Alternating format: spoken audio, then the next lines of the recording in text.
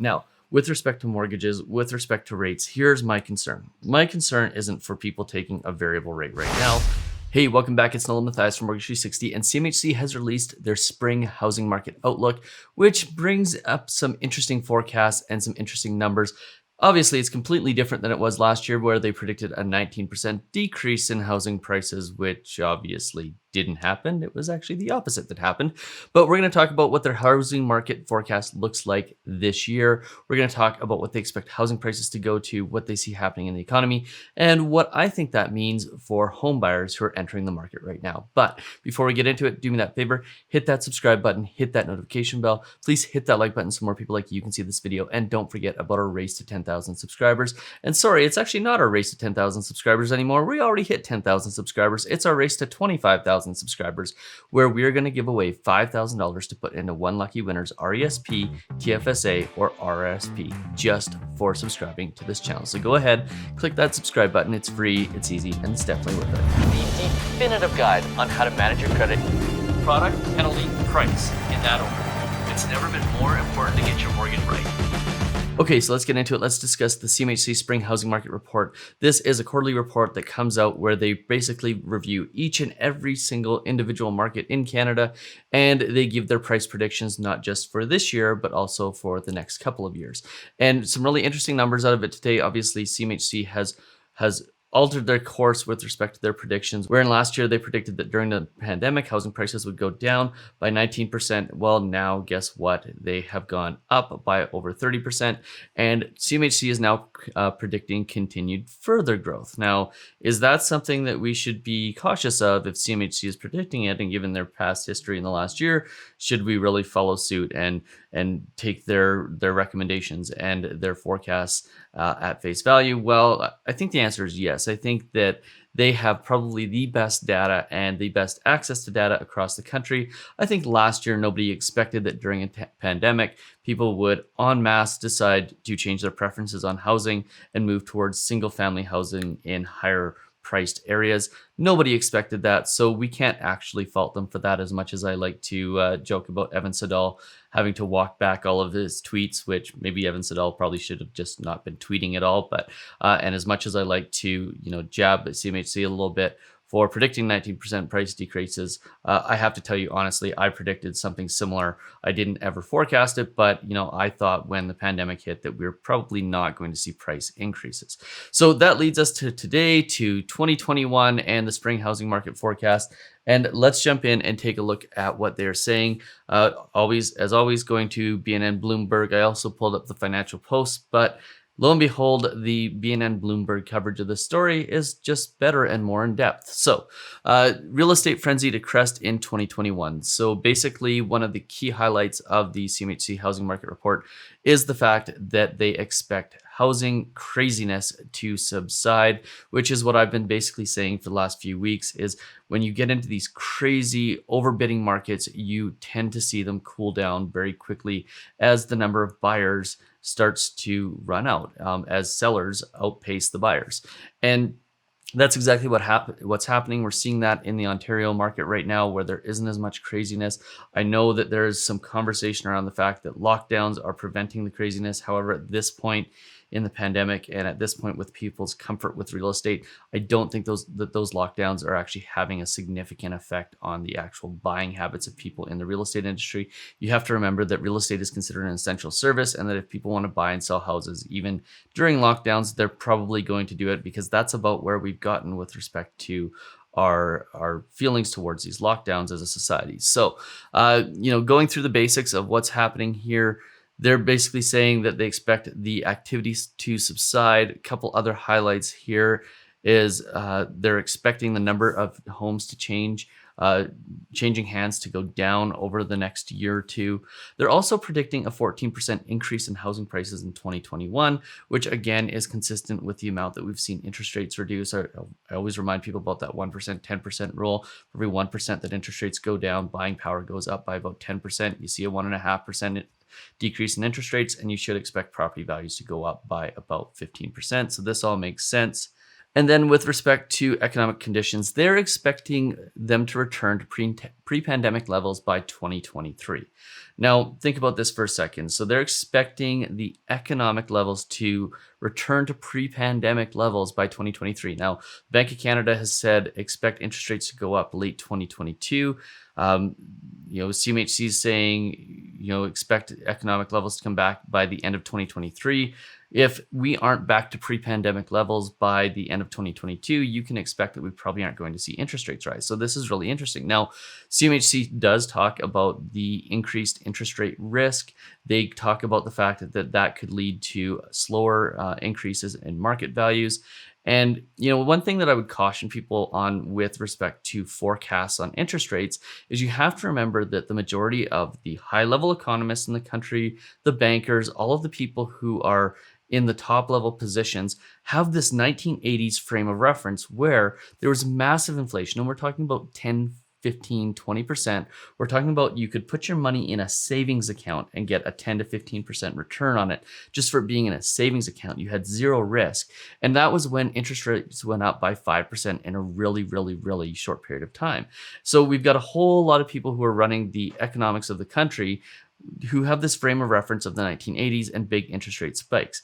Nobody really has a frame of reference who is in the business world right now for what is happening in this interest rate environment. The best we can do is go back and study it. And everything that I've studied says that when interest rates get low, they should stay low for a long time. Now, CMHC has basically said here that they expect 5-year mortgage rates to increase slightly, but still remain at historic lows, which means below 3%. And my guess is that when the Bank of Canada and the Federal Reserve banks across all over the world start to increase interest rates, we're probably going to see them increase them and then have to pull them back slightly eventually as they overshoot and they realize that there is not enough activity in the economy to warrant increasing interest rates and basically making everybody across the board have to pay higher payments on things like their mortgages, their car loans, and all of their lending. So, I think this is a really interesting conversation. I'm going to pull up and show you the housing market outlook here. This is a 67-page document. If you want to rip through it and find your city, they list most of the cities or most of the major cities in Canada with commentary from local economists, so people who are on the ground in your community. It's actually a really great way to kind of understand what's going on in your actual market. I would definitely go through and read that. I did want to touch real quickly though, and I'm going to zoom in on this so you guys can see it better. Did want to touch real quickly on some of the numbers here, because here's the forecast summary for Canada. Basically, if we take a look and we look at the forecast data, they are expecting that we are going to see housing starts increase significantly in 2021 and continue to increase in 2022 and then kind of subside in 2023. This is obviously going to be with an emphasis towards single family homes being built. And then as far as housing prices go, their expectations with respect to housing prices is to see the housing prices in 2023 be somewhere in a range of $670,000 to $705,000 in 2023. To put that in perspective, they finished off 2020 at an average price in Canada of $567,000. So what they're predicting is in the next 2 years, up to an increase of about $130,000 in average sale price. So, if you're looking at the data and you consider CMHC to be a reliable source, all jokes aside about their predictions at the beginning of the pandemic, then what you need to realize here is that they're still predicting a pretty big run up in housing prices. They are using things like the return of migration as something that will support that, as well as a return to employment and the return to normal economic conditions. So if you are still thinking about getting into that market, I have to recommend that you avoid the craziness and the bidding and all of that. That will subside, and it will likely subside in the next 2 to 3 months. But once that is over, if you are thinking about getting into the market, I wouldn't necessarily be waiting for the market to crash, because it doesn't seem like that is something that is actually going to be an issue. Now, with respect to mortgages, with respect to rates, here's my concern. My concern isn't for people taking a variable rate right now, because as interest rates increase and then decrease and then do the things that they normally do, people are going to gradually feel that pain and increase payments, and they're going to be able to make gradual changes to their economic situation. My concern is actually 2025 and 2026, where if interest rates do go up, and I'm not forecasting that they will, but let's say they do, if they start to increase and people all en masse who have all bought in 2020 and 2021 who have fixed rate mortgages end up in a scenario where their interest rates go up overnight, that could create some significant hardship. I'm not worried about people who have variable rates who feel the quarter point increases one at a time and get used to having higher mortgage payments. I'm worried about the people who in 2025, 2026 took a 5-year fixed and who are all going to get massively higher payments all at once, and what that's going to do to the housing market and to the economy. So that is why I continue to recommend variable rate mortgages. One, because they're cheaper right now. You pay less up front. It means you can typically save $2,000 to $5,000 in the first couple of years of your mortgage, sometimes more, just by paying a lower interest rate. You pay less if you need to get out of the property. So if housing prices do go down and you need to get out, you aren't giving a whole bunch of your equity back to the bank, whatever's left of your equity. And 3 is they just provide more flexibility, both from being able to handle small increases and get used to that gradually over time, rather than having those big rate increases happen all at once at the end of a 5-year term if interest rates do happen to go up. So still recommending variable rate mortgages. By the way, if you're in the market for a mortgage and you want to know the secrets to getting the lowest interest rate, the best way to do that is to go through Mortgage 360. Although that being said, we are not a discount broker. So if you really want to know the best ways to get the lowest interest rates, we put together a secrets to getting the lowest interest rate course. We discuss all sorts of things like how to negotiate with a bank, how to negotiate with a broker, how much margin there is available for you to negotiate, what other things you can negotiate in, and all the landmines and surprises that come along with having a discount mortgage. We have priced that course so low that it is so easily accessible that anybody who's buying a home can afford to buy it and will probably get 10 to 50 times their money back on their investment. And what I've done is I've put a link in the description below along with a coupon code for 50% off the already discounted price. And obviously anybody who purchases that course and does end up getting a mortgage to Mortgage 360 will get the full cost of the course refunded to them as well. So it is a win-win whether you decide that you want to do it on your own or whether you want help from us, or perhaps you have your own bank or your own broker already and you just want to know what you need to know in order to negotiate with them in the most effective manner. We've also got our first-time homebuyers camp that is not open for registration right now, but you can get yourself on the waiting list. I'll put a link in the description below for that. I'm thinking we'll open up the next group in the next week or two.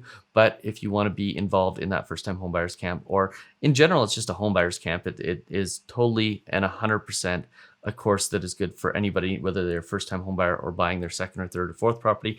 But if you want to be involved in that, go ahead and register in the description below for the waiting list, and we will give you access as soon as we open that back up. So if you found this video useful, do me that favor, hit that subscribe button, hit that notification bell. Please hit that like button so more people like you can see this video, and don't forget about our race to 25,000 subscribers. We'll see you in the next video. Cheers.